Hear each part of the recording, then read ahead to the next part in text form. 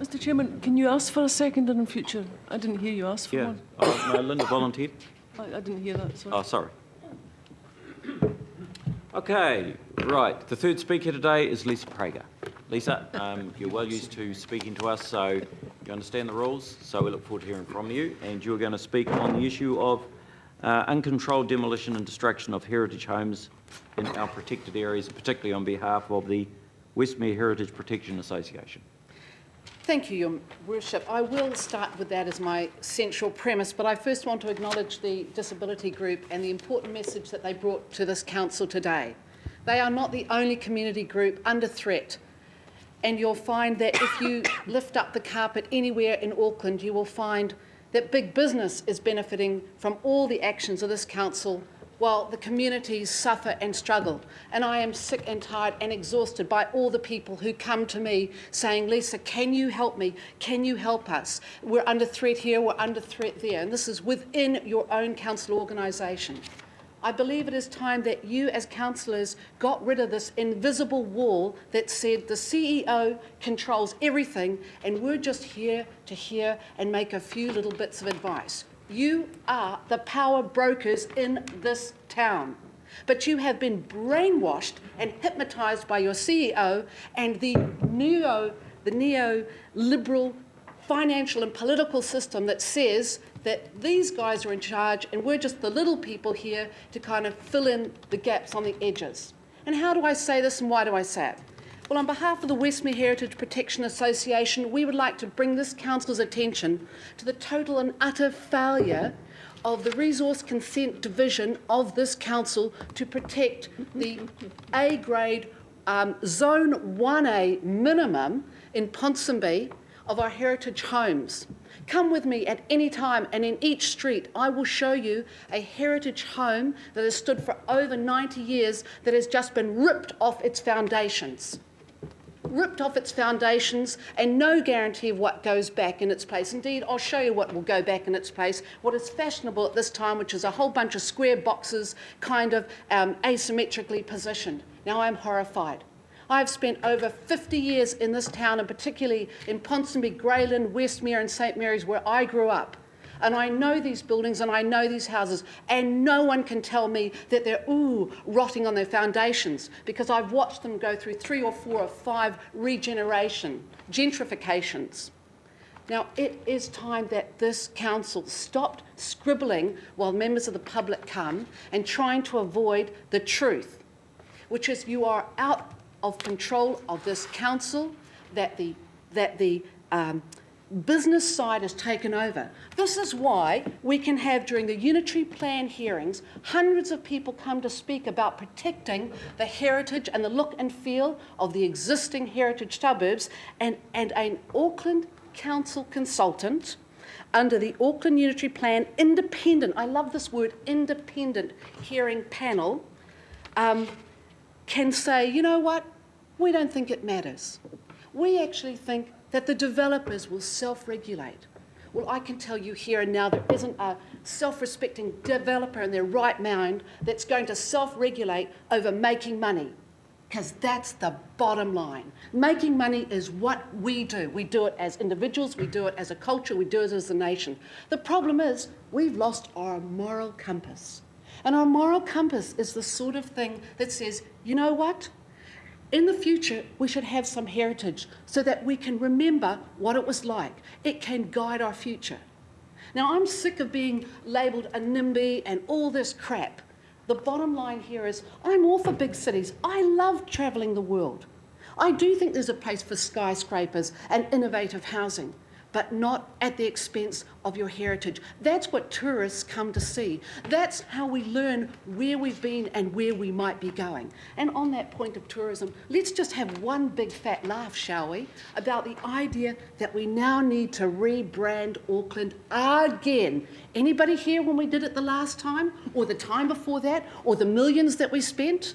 And yes, a great big round of applause to ATEEDS, who really need every single dollar they can get from the council to keep their machine going.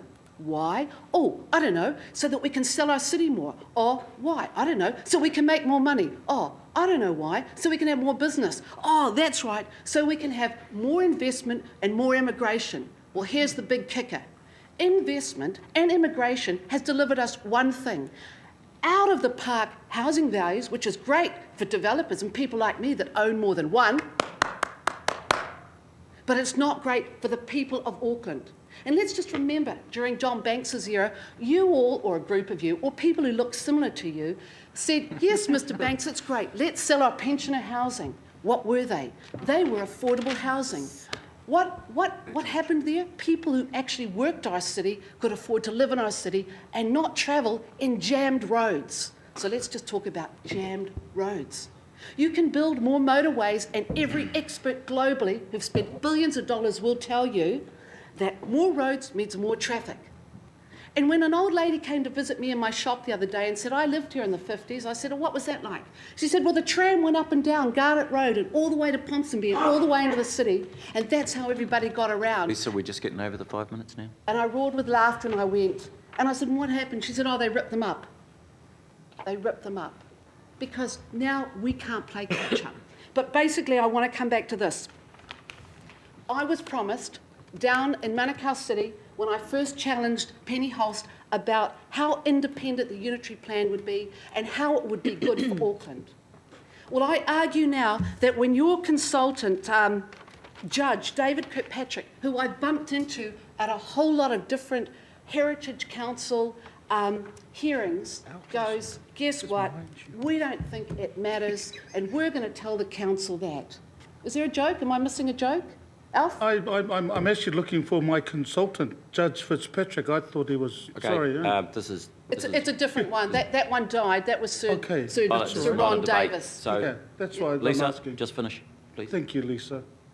I want to just say that this is deadly serious, and I want to say I hate coming here. I hate the fact that nothing over the last 20 years has changed, that you people are still captured by the executive branch of your council, and that not one of you will accept the fact that in resource consent, you want to bowl a house, you want to build a building, you get yourself the best advisor you can, you pay them a shitload of money, and you can get you guys to sign off on anything.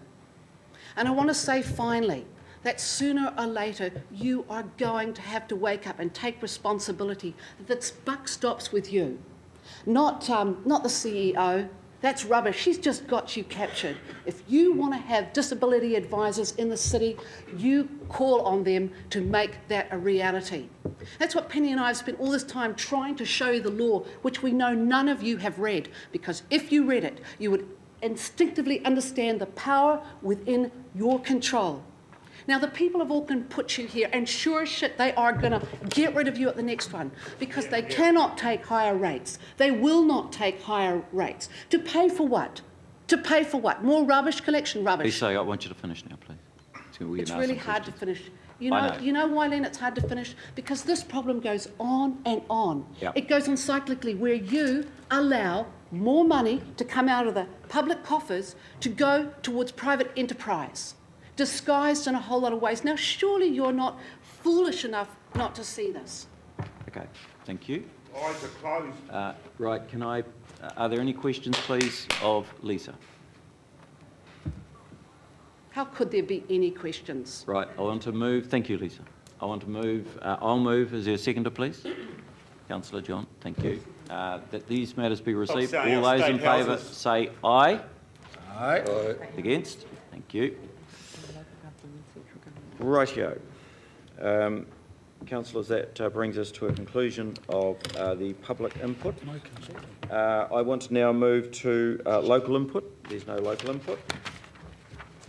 I do want to acknowledge Warren here. Warren Flaunty? Yes. Warren, great to see you. Local board representative, good to see you. Extraordinary business, none of that. Notices of motion, none. Item 11, decision on remaining legacy bylaws. Now, we've got George here, so that's good. Item 11, councillors, if we can address that. Hildegard, good to see you. Morning, councillors. Yeah, got that. Hildegard, in your permanent space here at the governing body, welcome. Thank you, Councillor. Councillors, this relates to legacy bylaws and Councillor Callum, I think. Is there anything that you want to add? Oh, no, it's pretty self-explanatory, Your Worship. You've already raised it, that it relates to previous bylaws that we had across the region. Yep. I just want to acknowledge Hildegard and the team, Mr Mayor, of the excellent and outstanding work that the team have done over the last 4 years of the since amalgamation in 2010, as you know. Yep. 158 bylaws. We're probably going to end up around about 23 across the region. If that's not calling it simple, I don't know what is. It's amalgamated bylaws, Callum. Pardon? Amalgamated bylaws. Amalgamated bylaws across the region, keeping it simple, black and white and usable and workable. And look, this item here is just tidying up half a dozen over the next sort of 6 months. Will be completed the bulk of the bylaws as in the statutory timeframe by October 2015. And again, I want to go and compliment the councillors also that have participated in this process. It's been arduous and long, lengthy, some of them. Some of them are pretty straightforward, but there's a lot there that's sort of in depth. And I think we've landed, Mr Mayor, over the last sort of 12 months in particular, is a pretty damn good spot for the people of Auckland. As you know, some of them were quite challenging and quite contentious, but the outcome was great. So again, this one here is pretty straightforward, tidying up a few, going forward into early next year, freedom camping and the likes. A little bit of work to do around that. So yeah, happy to move the recommendation. Mr Mayor. Very good. Thank you, Councillor Callum, and for your continuing excellent work. Now, Hildegard, I just want to ask you, is there anything that you would like to add to what is a fairly extensive report? Thank you, Your Worship.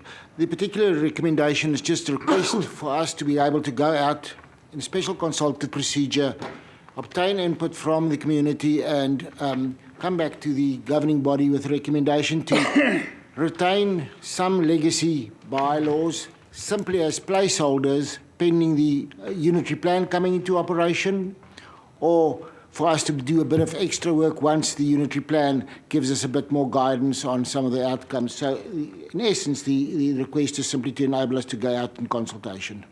Very good. Thank you, Hildegard. Right, I had Councillor Cathy who had her hand up.